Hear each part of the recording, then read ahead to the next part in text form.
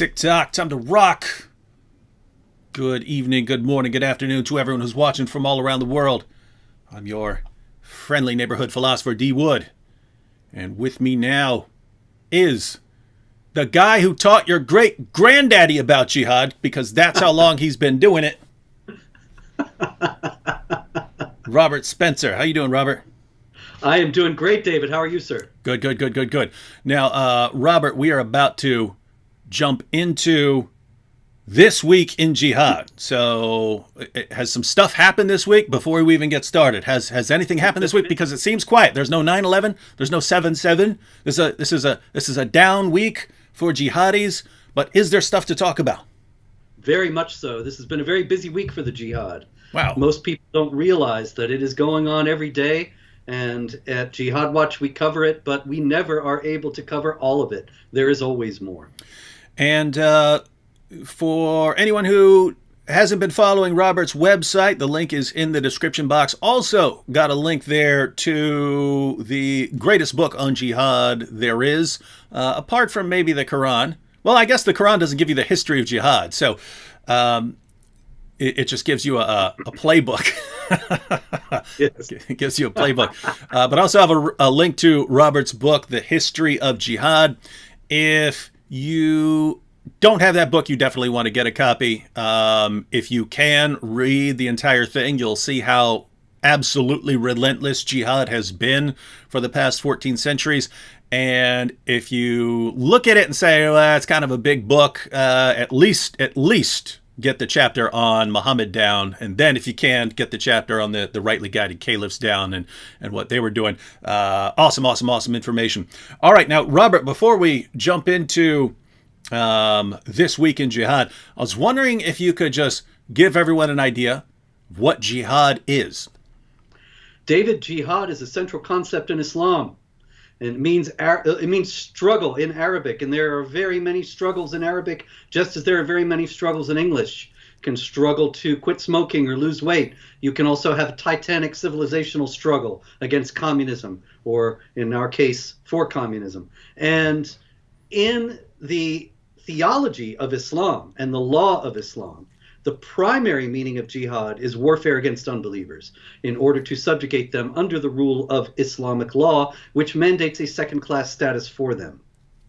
Now, you said that's the primary meaning, but you acknowledge that there are other meanings because, as you brought up, Yes. You can have a struggle against, let's say, weight or something like that. Because I remember this that campaign that's my jihad, what's yours? And it was all like, I struggle to get to the gym after dropping my kids off at school. That's my jihad, what's yours? And they made it look like, jihad is basically a struggle against anything. And so you're acknowledging that, yeah, insofar as what the word means, means struggle, so you can have a jihad against all kinds of things. But it looks like, according to you, what you're saying is that when people are trying to make it sound as if that's the main meaning, just your daily struggles in life against anything, it's not the main meaning. Exactly, precisely. That is the problem with that campaign, My Jihad, that it was misleading. It was trying to give the impression that jihad was entirely benign by invoking benign usages of the term.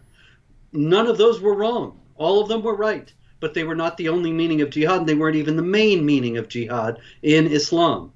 And if you read the Quran and you see all the uses of jihad, which is sometimes difficult, until you get my critical Quran, which has been delayed by the paper shortages but will be out in May, you will read most translations of the Quran in English and you'll get strive hard in the way of Allah. And you won't know necessarily, unless you have studied, that strive hard is jihad. And that the primary understanding in Islamic theology of those passages exhorting people to strive or wage jihad in the way of Allah is warfare, and primarily warfare against unbelievers. Now, Robert, I have to confess, you're sounding a little bit like an Islamophobe when you're saying these things. So Before we jump into the topic of Ilhan Omar's Islamophobia Bill, what is Islamophobia? Well, you know, David, that's the key question. That's the burning question. And since you mentioned Ilhan Omar's Islamophobia bill, I have to note that it does not define Islamophobia. And that the big problem that we face with this Islamophobia bill is that Islamophobia as a term has been used in the recent past for two quite distinct phenomena. And they are, in the first place, vigilante attacks against innocent Muslims, which are never justified. And second, honest analysis of the motivating ideology of jihad terrorism, which is always necessary. And in order to stigmatize and silence that analysis, they use the same term as they use for the vigilante attacks, so as to give the impression that if you speak honestly about what jihad means for Muslims and what jihad attacks actually are and what motivates them, then you are leading to those vigilante attacks against innocent Muslims and therefore must be silenced. And that's the insidious aspect of her bill. Well, that's disturbing because in philosophy, more specifically in the branch of philosophy called logic, that's a logical fallacy called equivocation, where you change the meaning of a term. And so what you're saying is that someone would go up and say, hey, some random person went and attacked a Muslim because that person is a Muslim. You're against that, aren't you? Yes, I'm against that. Well, then you're against Islamophobia. So you're against Islamophobia, aren't you? Well, yeah, if that's what Islamophobia is, then I'm against Islamophobia. But you're saying that then they changed the definition. Okay, well, then you're against anyone who says anything against Islam or anyone who actually quotes the Muslim sources accurately and tells what it calls for. And so you're against all that, too. And so it's this idea of what we want is to shut down criticism of Islam and any honest report on what it calls for as far as calls for the violent subjugation of the world, calls for the killing of apostates, allows men to beat their wives into submission, allows the victors in a war to take the women and girls as their sex slaves. When we say that, you want to shut that down. But you can't say, especially in Western context, you can't say, hey, you can't criticize taking women as sex slaves. You can't do that, because then people say, well, of course you can. Of course you can criticize that. What are you talking about? So you have to say, are you against this phobia? Well, yeah, I'm against the phobia, but then you're saying they change the meaning of the phobia as they go along. Oh, yeah. And I think it's no accident at all that the bill does not define Islamophobia precisely so that that kind of equivocation can be carried out. Mm-hmm. And that's also underscored by the fact that the bill itself talks about wanting to stop racial attacks against Muslims. Now, Islam, as you and I both well know, is not a race. Racial attacks against Muslims. Exactly. So now, would Christians and atheists be a race then too? Well, they're not mentioned, so I don't know. But you know what's funny about this is that also this week in Jihad, after years and years of calling people who are critics of jihad terror and Sharia oppression racist, a Muslim professor this week wrote an article explaining how terrible it was to act as if Muslims were a racial group. And yet that's exactly what Ilhan Omar's Islamophobia bill does. And it gives the impression that any criticism of Islam is going to be taken as incitement to violence and thus must be silenced. Yeah, because that's the disturbing part, right?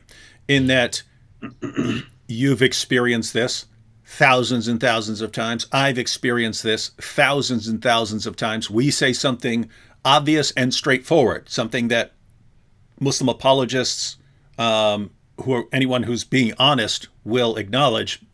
The penalty for leaving Islam is death, and we'll say something like that, and then we will be called Islamophobes for saying this. So here's what's disturbing: you've got the government now says, okay, now we've got this special envoy who's tasked with combating Islamophobia. We're not defining what Islamophobia is, but as long as Islamophobia is not defined, tons of people say that what we do is Islamophobia, even if it's just straightforward reporting facts. So now, as far as this term without any definition is going to be part of law, then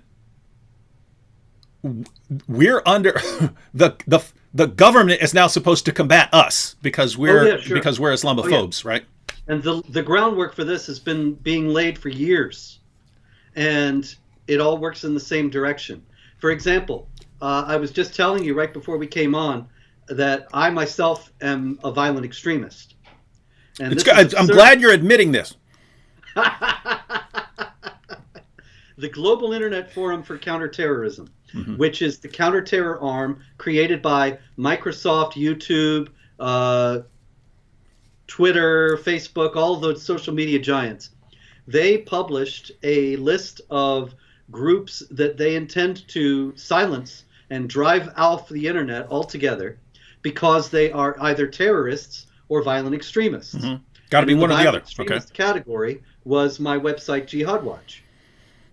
And now I thought this was not only absurd but libelous, and so I got a lawyer to write to these people and demand a retraction and so on and so on, and they refused. They said, look at Jihad Watch. It's talking about violent actions by Muslims. That's going to lead to that's incitement to violence against Muslims. Now, this is absolutely absurd. The only genuine incitement to violence is if you're saying go and be violent against some group, which I've never commanded or condoned or approved or called for any violence. But what they want to do is portray any speech critical of Islam as leading to violence and shut it down on that basis. And now the Islamophobia Bill is going to help accomplish that as well. Yeah, and what shocks me is the just complete hypocrisy as far as what you were just saying. And let me go ahead and read what Ilhan Omar said on the House floor when she was promoting this. She said, until everyone is free to practice their religion, no one is. Now, that's just it's just an idiotic comment. Until every last person in the world is free to practice their religion, not one person is. That's ridiculous, right? So notice, if everyone in the United States were completely free to practice their religion, as long as one person in Pakistan isn't, then no one's free. So it's kind of a silly comment. But let's take that seriously for a second. Until everyone is free to practice their religion, no one is. Now, notice the conundrum that this leaves us in. Let me go ahead and pull up a passage by Muhammad. All right, here we go. This is Sahih Muslim. This is Muhammad. It is reported on the authority of Abu Huraira that he heard the Messenger of Allah say, Sahih Muslim, number 34, I have been commanded to fight against people, not people who are attacking me, everyone. Notice, I've been commanded to fight against people till they testify to the fact that there is no God but Allah, and believe in me that I am the messenger from the Lord, and in all that I have brought. You have to believe everything this man brought as revelation. And when they do it, their blood and riches are guaranteed protection on my behalf, except where it is justified by law, and their affairs rest with Allah. So here Muhammad says, I'm commanded to fight people until they say that there's no God but Allah and I'm his messenger and they believe in everything I say, which would make you a Muslim. Right? So Muhammad says, I've been commanded to fight you until you become a Muslim. Now, it seems like if you've got these organizations and if you've got Ilhan Omar saying until everyone is free to practice their religion, no one is. Muhammad is saying no one's free to practice their religion unless that religion is Islam. That's what Muhammad is saying here. No one is free to practice their religion until they believe in Islam. And he's coming to fight you if you have the wrong religion. So if we believe what Ilhan Omar is saying, then we should say, oh my goodness, we need a special envoy in the government to combat this sort of teaching and to expose this sort of teaching. But we don't have that. What we have is Robert Spencer. He's exposing the teaching. I'm exposing the teaching. And we're called Islamophobes, and we need the government to crack down on us. This is why. Do you see why I'm confused, Robert? This is this quotation right in front of us, and the many other in the Muslim sources are things that if we agree with Ilhan Omar, if we agree with that federation that called you a violent extremist, if we agree with what they say about what constitutes violent extremism or a phobia, if we agree with them, then we should all be going after the teachings of Muhammad. We should all be exposing the teachings of Muhammad. And yet, when we do that, when we do what everyone says we're supposed to be doing, then they attack us for exposing it, and we're the enemies, not the actual teachings that call for violence against unbelievers just for being unbelievers. Right. There's no consistency. It's total hypocrisy, because what it really is, the Islamophobia bill, that is an attempt to bring Sharia blasphemy laws to the United States. Sharia blasphemy laws criminalize criticism of Islam. The dhimmis can't complain about their subjugated status, because if they do, it will get even worse. Their contract of so-called protection will be revoked, and their lives will be forfeit. So they learn never to say anything negative about Islam, Muhammad, or the Quran, and they know that if they do, they're liable to get killed. It'll be the same thing here. If this bill passes the Senate and becomes law, then this will be an extension of that prohibition on criticizing Islam. Yeah, and we did have a question along these lines. Zoraida says, has this bill passed already? My understanding is that it's passed the House, but now it goes to the Senate. The president has already said he's on board with it. So basically, if it gets through the Senate, it'll be approved by the president, and then it's very law. likely. Since the Democrats control the Senate, and since the Republicans don't really have a clue any more than the Democrats about what this is all for, what it's intended to do, it's very likely to pass. So if it passes the Senate, and then it will be signed off by the president, then what we will have is an official part of the federal government that is assigned to combat Islamophobia, where Islamophobia will be anything they decide that it means, because it's not defined. Exactly. And you and I, again, just to recap, you and I are called Islamophobes repeatedly simply for stating what Islam teaches, simply for talking about Muhammad or the Quran. We're called Islamophobes for that. Exactly. Interesting. And so that's the idea, to silence you and me and every one of us who speaks out about the motivating ideology behind jihad terror and about the sources of the other oppression that we see coming out of people who observe Sharia. And so Ilhan Omar says, until everyone is free to practice their religion, no one is. We look in places like Saudi Arabia and Pakistan and so on.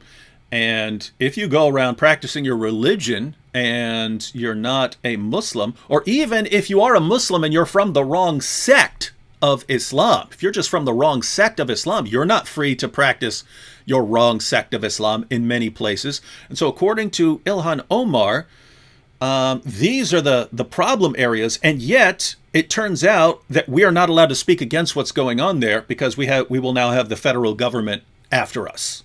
Right. Interesting. It would be Islamophobic. If what you and I do is Islamophobic, then there's no way you can stand and criticize any kind of violence or oppression that is justified in Islamic law. So if someone, as we all know, Muhammad said repeatedly, if anyone leaves his religion, kill him. If anyone leaves his Islamic religion, kill him. And so if someone in a Muslim country says, you know what, I now reject Islam, I want to become a Christian, or I want to become a Hindu, according to Ilhan Omar, until that person is free to practice his religion, no one is. And yet Muhammad told his followers to execute these people. And so if someone in a Muslim country is executed for leaving Islam and choosing another religion, choosing to follow and believe in another religion, and we say, hey, that's wrong, you can't do that, the federal government's coming after us, not against the person who's executing people for leaving Islam. That's it. Interesting stuff. It's sort of, the Organization of Islamic Cooperation has foreshadowed this for a long time.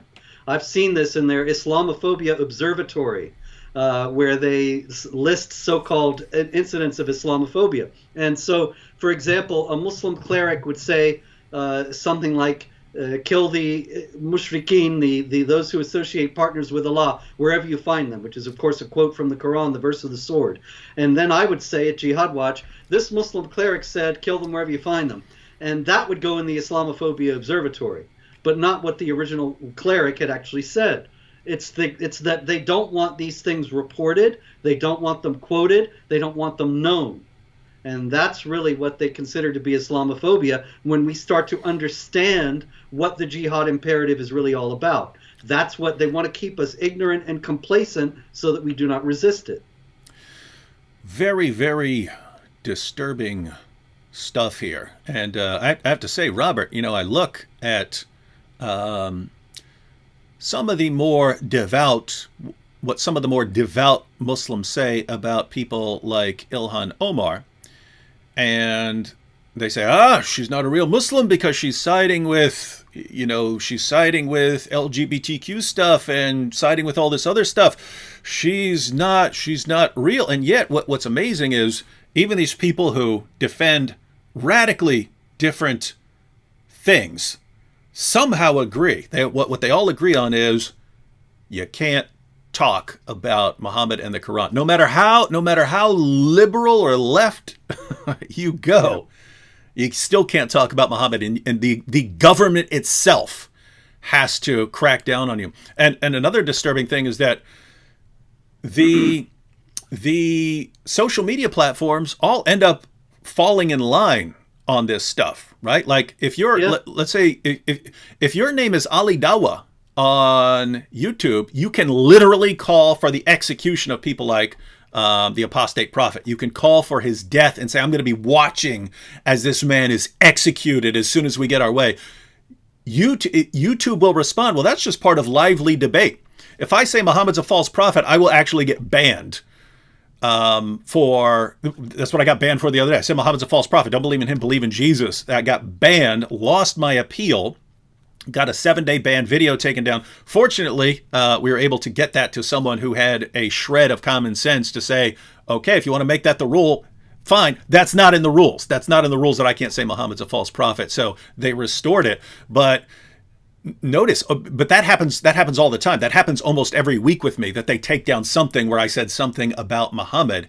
And so what you end up with is you have Sharia, and everyone says, we believe in freedom of speech, we believe in freedom of expression, we believe in freedom of religion. Then you have this thing called Sharia, which is against all of that. And then, but everyone over time, just more and more and more, they fall in line. The governments, the media, social media platforms, they all fall in line and end up doing the exact same thing that Sharia calls for when supposedly we're in a free society. Well, that's the same social media giants that called me a violent extremist. It's their organization, the Global Internet Forum for Counterterrorism, that did that. So I'm not surprised that they would take down a video where you're calling Muhammad a false prophet, because it's really the same kind of thing. You say anything negative about Islam, which includes reporting accurately on the deeds of Muslims done in the name of Islam and in accord with its teachings, and then you violated Sharia, and they're essentially going by that at this point.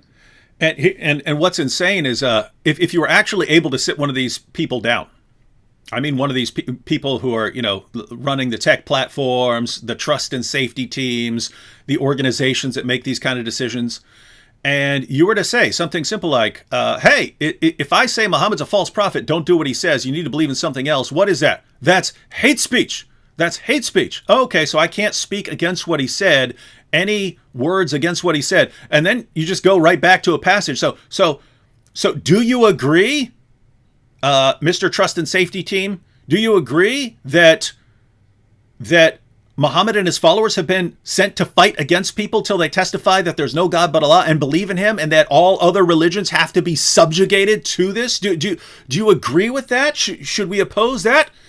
They can't answer, because if they say, no, I'm against that, well, they're an Islamophobe too. So they just have to call you an Islamophobe, hoping that they never have to actually deal with the problem. These people they're just programmed bots. They're miseducated. They're told, dude, these people are racist bigots, and that's all they know. They've never had an original thought in their head in however many years they've been on the planet. They don't know anything. I admire your willingness to have a rational discussion with them. It's kind of like debating Islamic apologists, though. There's just no ground there for rational discussion. Yeah. So, just to recap, everyone, it's, hey, until everyone is free to practice their religion, no one is. We have to stand against people and ideologies that stand in the way of the free expression of religion. Okay, well, I got a big one for you. Here's Islam. Ah, shut up, you Islamophobe.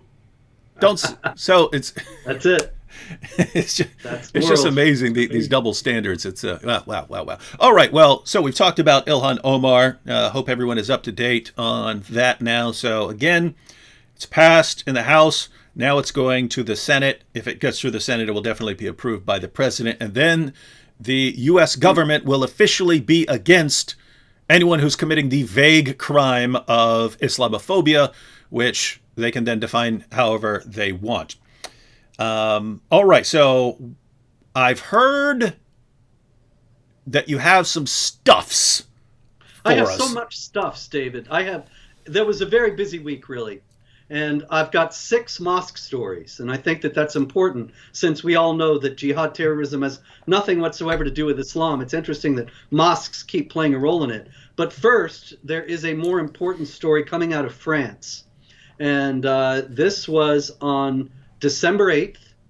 And there was a Catholic church that was celebrating the Immaculate Conception on that day, a major feast in the Catholic Church, and a group of Muslims began to harass the procession and say, "You are infidels, you're a gang of whores, and even more importantly, get lost. This is not your country.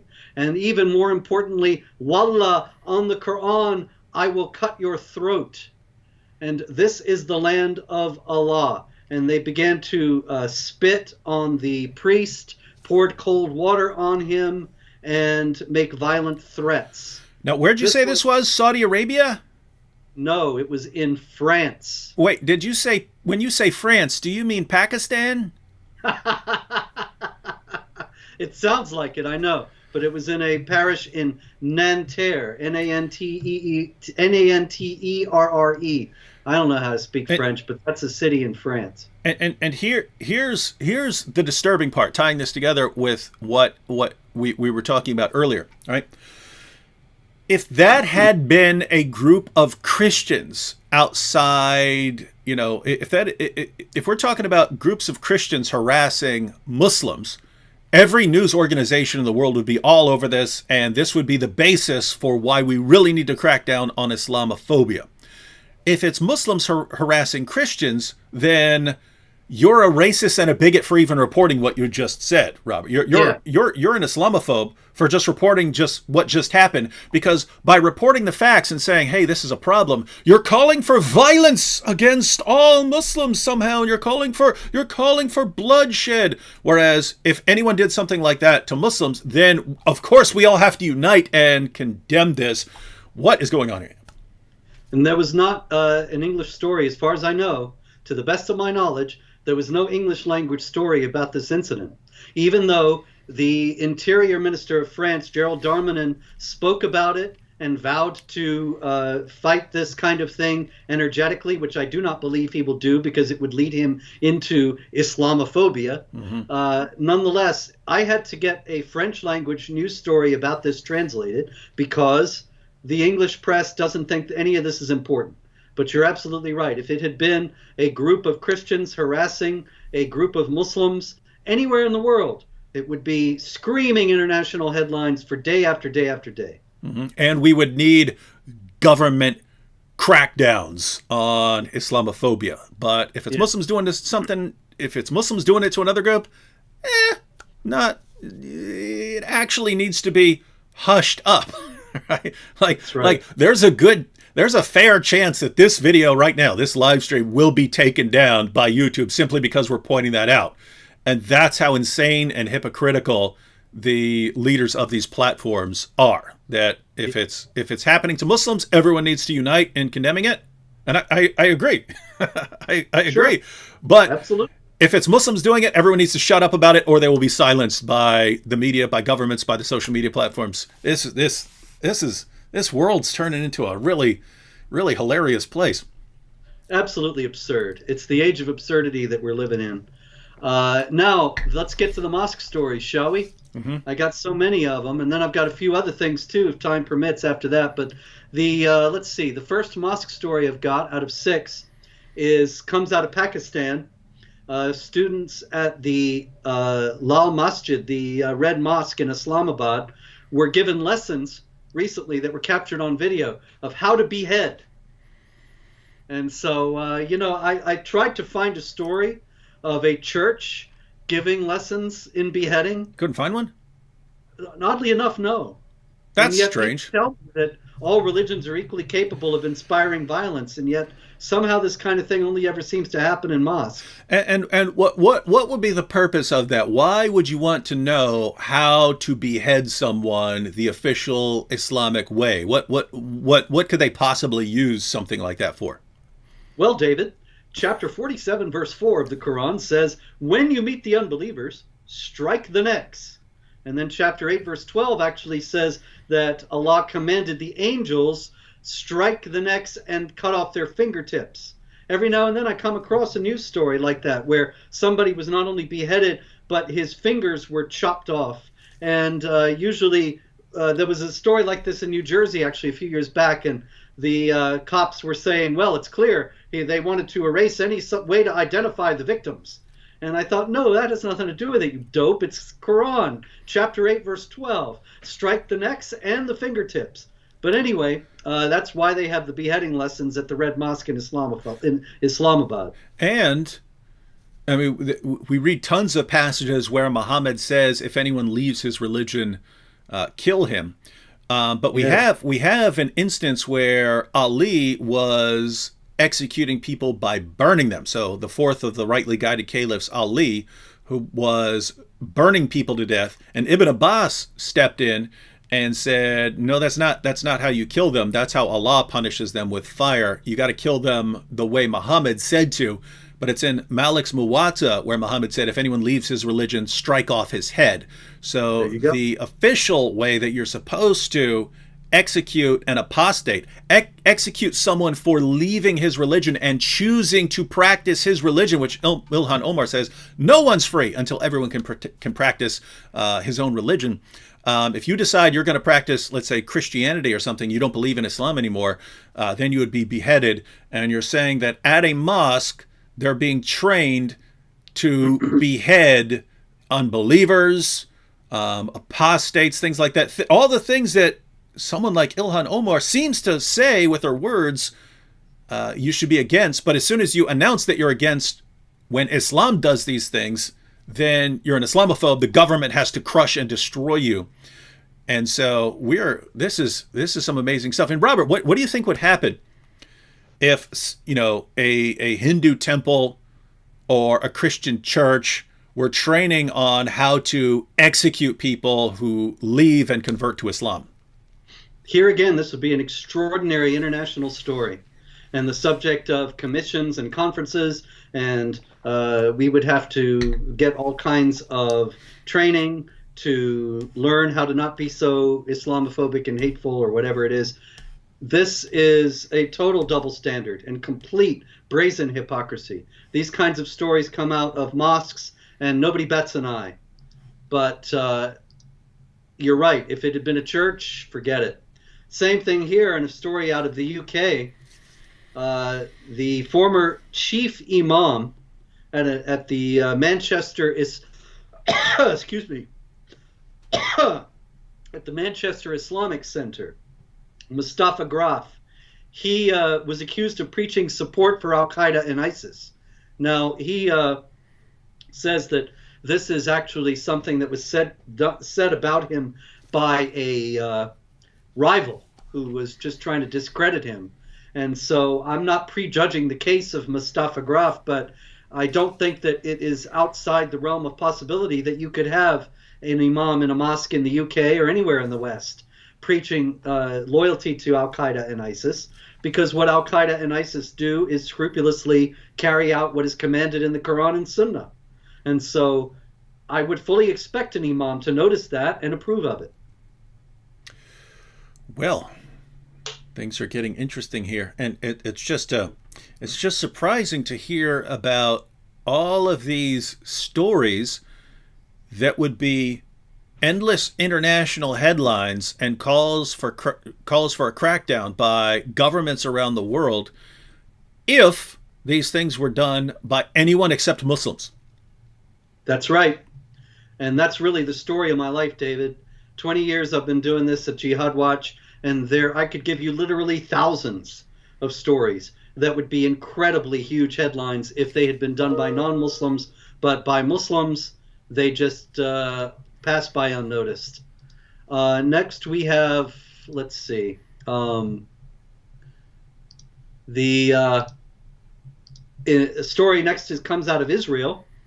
And this is about a young man, 18-year-old, named Mohammed Bnei Odeh, who stabbed a 67-year-old Israeli Jew who was out walking with his wife, just randomly stabbed him in the street.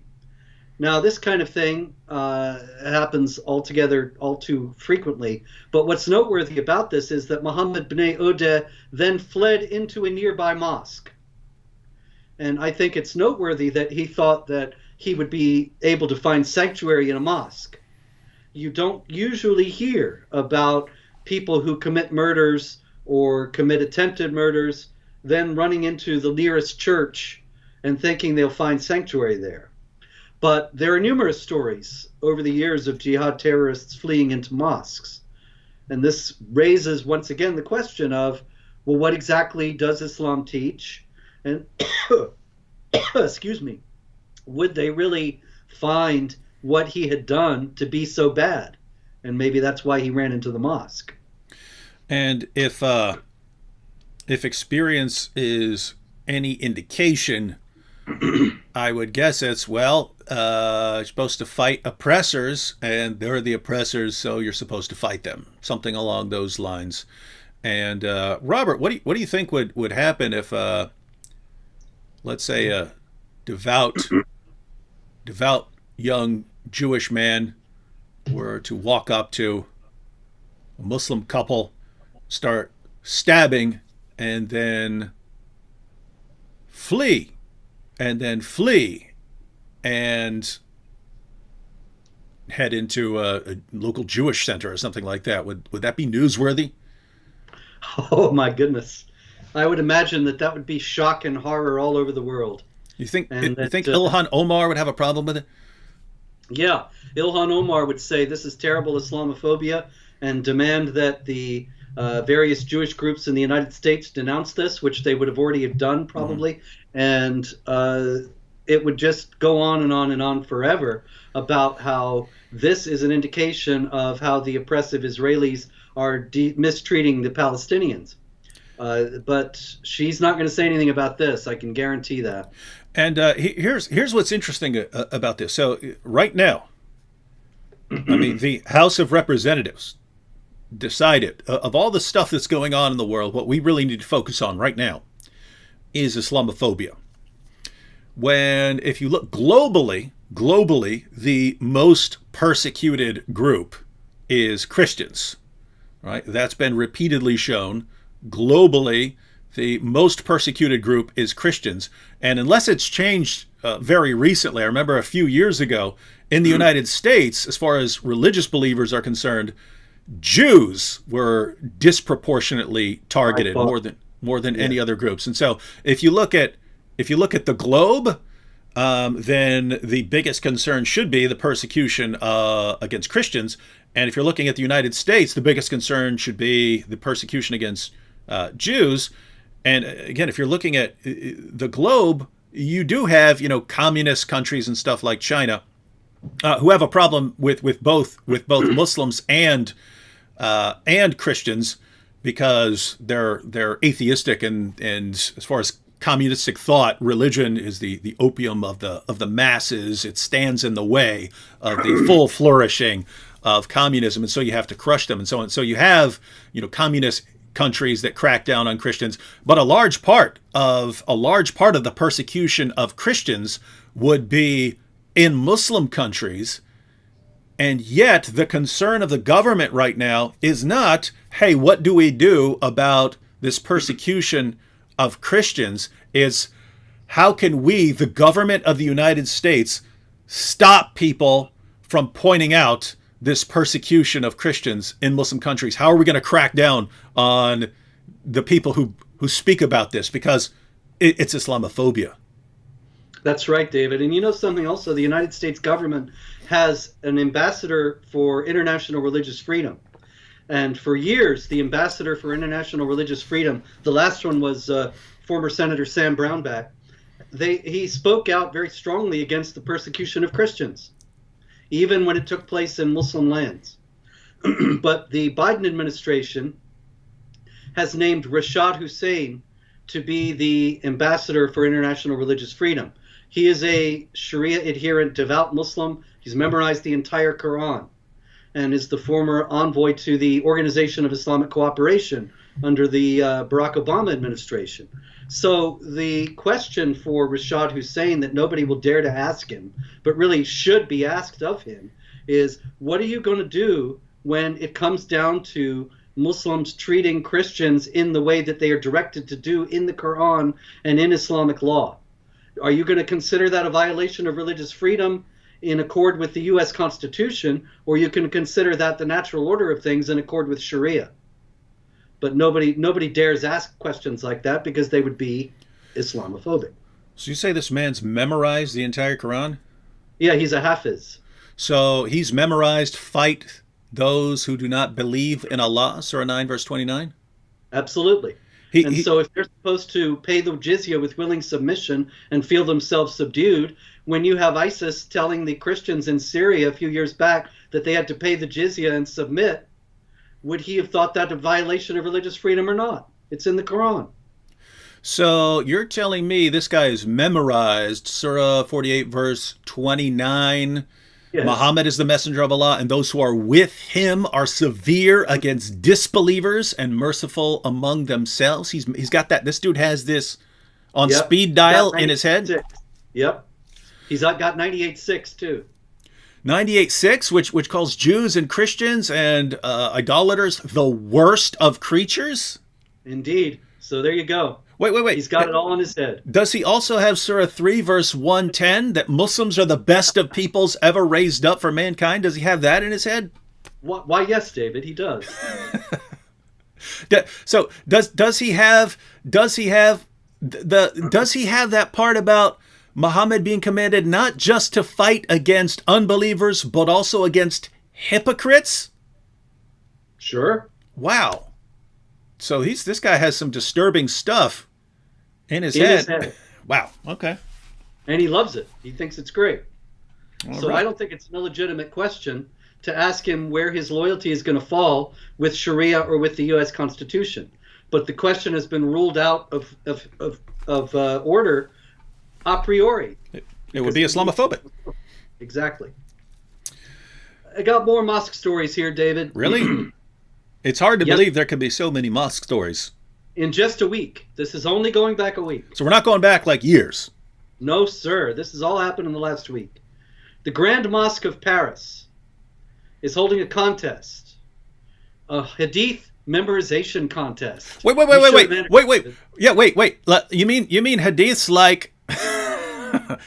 Oh, yeah. Hadiths like... As a matter of fact, David, in the news story that I have at Jihad Watch about this, the very first hadith that they're supposed to memorize is, I've been commanded to fight people until they testify that there is no God but Allah and Muhammad is his messenger, until they perform the prayer and pay the zakat. Wow, that's a coincidence, because that's the one I just put up on the screen. There you go. Wow. So there are various others. Allah has prescribed that you should do good in all things. So when you kill well. And when you cut the throat well. Each of you should sharpen his knife and kill his sacrifice properly. Wait, so hang on. So you're saying in one mosque they're having a recitation, memorization competition for who can memorize all these hadiths about fighting and subjugating and slaughtering unbelievers in the name of Allah. Then at another mosque, they're practicing their beheading techniques. Yes. And this is actually the Grand Mosque of Paris. This is not some street corner mosque that's set up in a 7-Eleven that closed or something. This is the Grand Mosque of Paris, and they are teaching that you have to fight unbelievers until they confess that there is no God but Allah. And so these things are not Islamophobic passages that you and I dug out of dusty books. This is current and being taught right now in the Grand Mosque of Paris. Now, I mean, I was watching CNN earlier. I didn't see that. So which CNN program were you watching when you found this information? This is another story I got out of the French press. It was not reported in the English press, as far as I know, not at all. Now, I hate to keep rehashing the entire point, but the fundamental problem in all of this is one of hypocrisy and double standards, as far as I'm concerned. But if a Christian church was having a competition for who could memorize a bunch of I don't know, like a bunch of statements about how Christians are supposed to go and kill people for having the wrong religion, and then another Christian church was out there practicing to become the future beheaders of all of these people, do you think we'd hear about it somewhere other than a French news agency? Yeah, there's no doubt about it. But the hypocrisy is absolutely 100% total, all pervasive. Wow. I have another one out of Israel.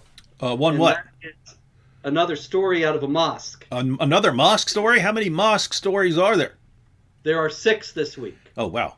Almost one every day. And keep in mind, any one of these, if it were a church, would be newsworthy. But because it's a mosque, it's not only is it not newsworthy, you're a racist and a bigot and an Islamophobe, and the U.S. government needs to crush and destroy you for even mentioning it. That's it. So in this one, a Muslim named Muhammad Sunukrut, who is a resident of Israel, he went to Ramallah and met in a mosque with a friend, and his friend asked him to join in a terrorist operation, and he agreed. And he provided the jihadis with 5 liters of hydrogen peroxide for the production of explosives after this meeting in a mosque to plot the terror attacks. Here again, we see that we're constantly told in the West that Islam is a religion of peace and it rejects all violence and terrorism. Even the Pope has said authentic Islam and the proper reading of the Quran reject every form of violence. And I don't know what he was smoking at the time, but in any case, the fact that a terror attack would be planned in a mosque by people who would not bat an eye about being there to do it is just an indication that they understand very well that their religion commands this warfare against unbelievers. And so a mosque is an entirely appropriate place for them to plot these massacres. Yeah, and I mean, I can think about every church I've ever been in. If I said, hey, guys, I need to borrow the church here so I can build my bombs and this and that, they'd report me, or they'd think I'd gone insane and call some mental health services or something like that. But apparently there's just a lot going on in mosques there. So they're building the materials for warfare. They're practicing their beheading for when they get to carry out their Sharia penalties. They're memorizing the passages that call for this violence. And yet, here again, we're Islamophobes and bigots because we're talking about it and mentioning it and not completely ignoring it. And the government needs to crack down on us. The U.S. government, according to Congress, the U.S. government needs to stop us from speaking about this, because otherwise they'd be Islamophobes too, and they can't have that. There you go. The last one is out of Cyprus. It's a little different. This one takes it in a bit of a different direction. What happened was on the island of Cyprus, in the Greek part, because as you know, Turkey occupied northern Cyprus in 1974 and expelled hundreds of thousands of Greek Cypriots from their homes, and they have never been allowed to return. But in any case, in the Greek Cypriot part, there was a Syrian Muslim migrant who went to a mosque, because there are mosques in the Greek part of Cyprus, no churches in the Turkish part of Cyprus. But in any case, he went to the mosque and he asked if he could stay there overnight, and they said no. And so he was furious, and he tried to set fire to the mosque. Now, mind you, this is a Muslim, a Syrian migrant. But Recep Tayyip Erdogan, the president of Turkey, said that this was an example of Cyprus's Islamophobia, that they would allow the mosque to be set fire, although it was not harmed. And he is vowing retaliation, which may take the form of military action against the Greek part of Cyprus. Now, I think what's noteworthy about this, among other things, is that this shows the elasticity of the term Islamophobia. Mm-hmm. That you even have a Muslim here who everybody acknowledges is the one who is responsible for the attempted burning of the mosque. But Erdogan doesn't care. He is using Islamophobia opportunistically in order to justify some future action against Cyprus. And I think this illustrates very well how pernicious a term it really is, because it can be used for virtually anything. And apparently the only thing it can't be used for is actually being rationally concerned about Islam. I mean, if you are rationally concerned about Islam, it must be irrational and therefore a phobia. But I mean, guys, just imagine. So Robert, if I understand you correctly, a Muslim asked to stay in a mosque in the Greek part of Cyprus because he didn't have a place to stay. They said no. He got mad, tried to set the place on fire, didn't work very well, and now the Islamic government of Turkey sounds like they have plans of invading to declare war on this Islamophobic part of Cyprus because of what a Muslim did. And notice, ladies and gentlemen, I mean, if you're talking about, let's say, a Muslim majority country and you have a Christian church and there was a Christian traveler and the Christian traveler said, hey, let's say Pakistan, a Christian traveler said, hey, I don't have any place to stay. Can I stay in the church? And the church says no.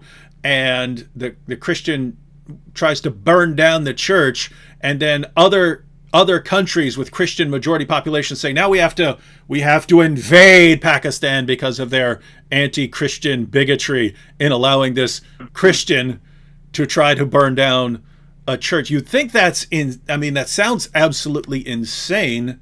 Yes. And yet it's actually the world we live in.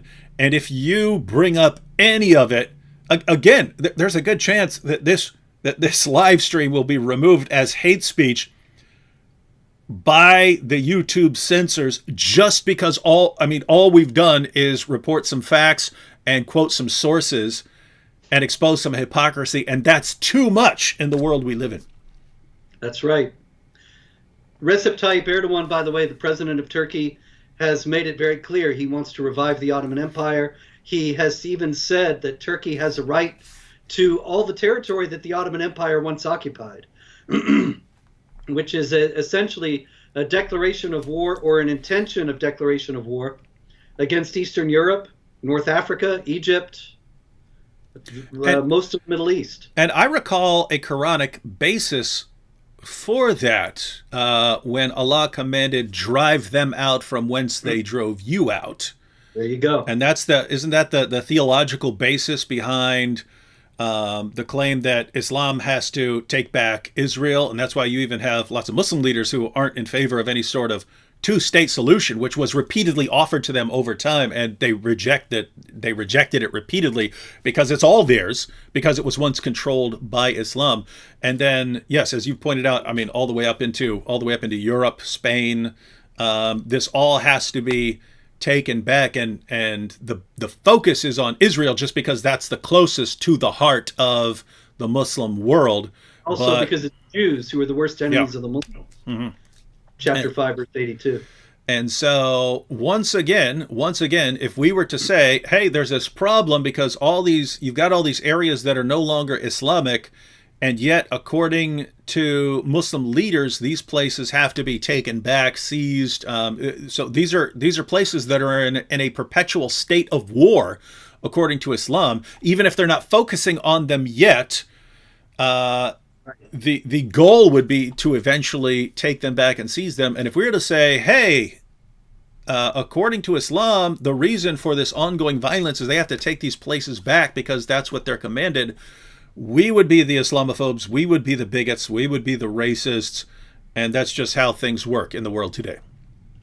Welcome to the age of absurdity, David.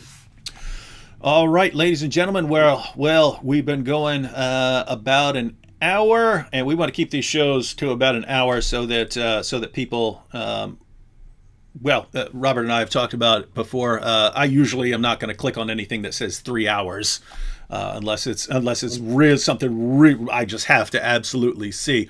So we want to keep these relatively short, just so everyone can stay updated on what's happening this week in Jihad. Any final comments, Robert? David, the Islamophobia initiative is going to continue, and people really need to wake up because this is a serious challenge to the freedom of speech, which is a foundation of any free society. And so you might think, well, I'm not an Islamophobe. I'm not going to say anything critical about Islam. I don't think anything about Islam at all. But remember, that's not going to end with that either. Once they start to erode the freedom of speech, they're not going to stop. There are going to be many other things that they will get to after they've silenced all us Islamophobes. Yeah, and I mean, you nailed it right there. I mean, there are lots of people who don't think they need to be concerned about this because it's not affecting them directly. Whereas if people like Ilhan Omar and so on and these various organizations get their way, they'll eventually silence us. I mean, we could still talk in our houses maybe or something like that, but we won't be allowed to speak publicly. And if they get their way, I mean, we'll be jailed and imprisoned or something down the road. But notice, if they just are able to silence us, a lot of people, I don't really care about this stuff. It's not affecting me directly. What do you then do when it does affect you directly? And when people are being, when you do start to realize that it's a problem, when you do find out what's going on in mosques and being trained to behead people and so on, what happens when you do figure that out and then you're no longer allowed to speak? And I mean, it's coming. Yeah, it seems like there should be some preemptive speaking out against things. And notice, ladies and gentlemen, we're talking entirely peaceful here. We're not talking about going and fighting and subjugating anyone. The actual leaders who are calling for violent subjugation, they're exempt from criticism. We speak out against that. We're the ones who have to be silenced. Very, very strange world. All right, well, Robert, I'm hoping that there's absolutely no news to cover between now and next week, so that we won't even need a program about this week in Jihad. Somehow I think we're going to be back next week talking about this week in Jihad. I somehow have the same feeling. All these years of Jihad watching, I've always thought maybe someday I can take a day off, but they never do. So there it is. The jihadis don't take days off, ladies and gentlemen. You heard it from Robert Spencer. All right. We'll catch you all later, and hopefully we won't be talking to you next week, but we'll be talking to you next week. Likelihood, yeah.